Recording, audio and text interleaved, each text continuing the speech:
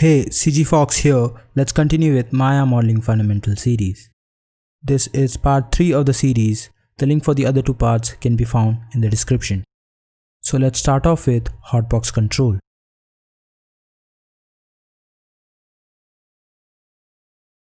To access the Hotbox Control, come to the Maya screen on the viewport and press Space.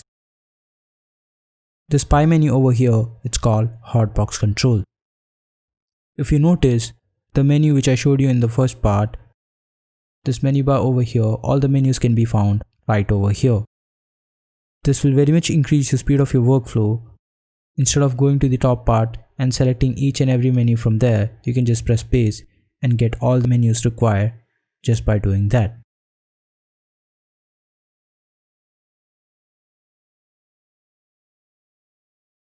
Next, let's take a look at Object Component Mode. To access the Object Component Mode, select the object, right-click on it, and you are in Object Component Mode. In this mode, you can manipulate the object in sub-object level.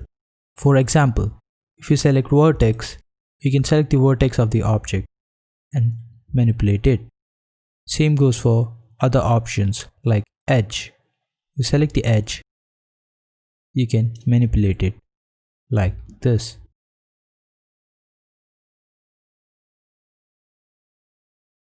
And there are a few other options like vertex face, and some options related to UV and shells.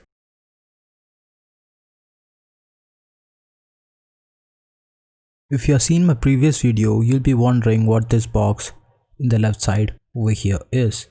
This is called Outliner. You can access the Outliner by going to the window and selecting Outliner. Outliner is a scene manager. It provides you with complete list of objects within the scene. So for example, if you create a box, you will be able to see the box is shown in the Outliner.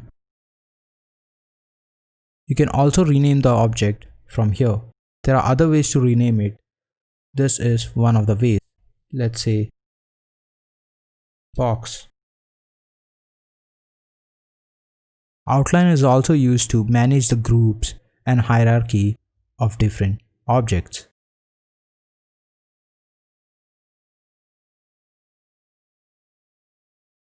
Now let's take a look at Channel Box and Attribute Editor. You can access it by selecting the object and pressing Ctrl A. Channel Box and Attribute Editor provide options or specific object that is chosen within the viewport. Object-specific options are visible through both the Channel Box and Attribute Editor. One thing to keep in mind is, if the object is not selected, Channel Box and Attribute Editor will not be visible, as you can see.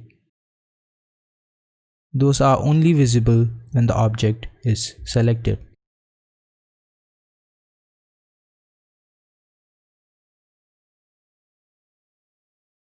Just below Channel Box and Attribute Editor, you can find Layer Editor.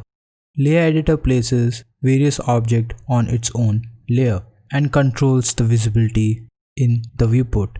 For example, if you want to place this sphere on a layer, what you can do is go to Layer, create layer from selection, and you can place this sphere in a different layer, create layer from selection, and you can rename it.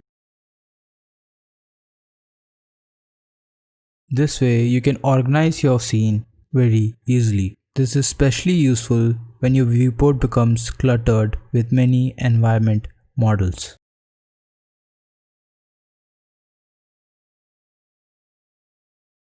Next, let's take a look at Hypershade.